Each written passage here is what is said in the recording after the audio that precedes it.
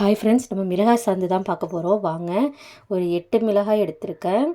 நல்லா காரமாக இருக்கும், கலர்ஃபுல்லாகவும் இருக்கும். உங்களுக்கு காரம் அதிகமாக தேவைன்னா 10 மிளகாய் கூட சேர்த்துக்கலாம். நான் குழந்தைங்க இருக்கிறதால தான் திட்டமாக சேர்த்துருக்கேன்.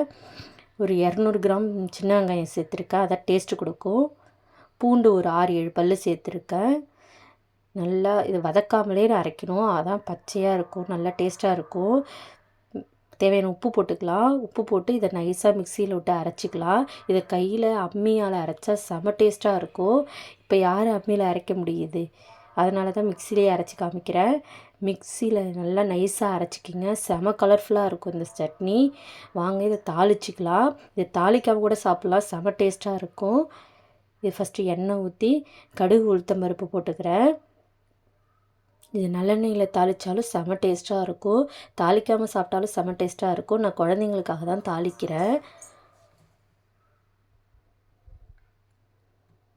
கடுகு பொரிஞ்சதும் கருவேப்பிலை போட்டு சட்னி எடுத்து ஒரு வதக்கிக்கலாம். செம கலர்ஃபுல்லாக இருக்கும். நீங்களும் ட்ரை பண்ணி பாருங்கள், செம டேஸ்ட்டாக இருக்கும். சின்ன வெங்காயத்தில் தான் இது செய்யலாம், பெரிய வெங்காயத்தில் செஞ்சால் டேஸ்ட் வராது. சின்ன வெங்காயத்தில் ட்ரை பண்ணி பாருங்கள். செம கலர்ஃபுல்லாக இருக்கும் இது.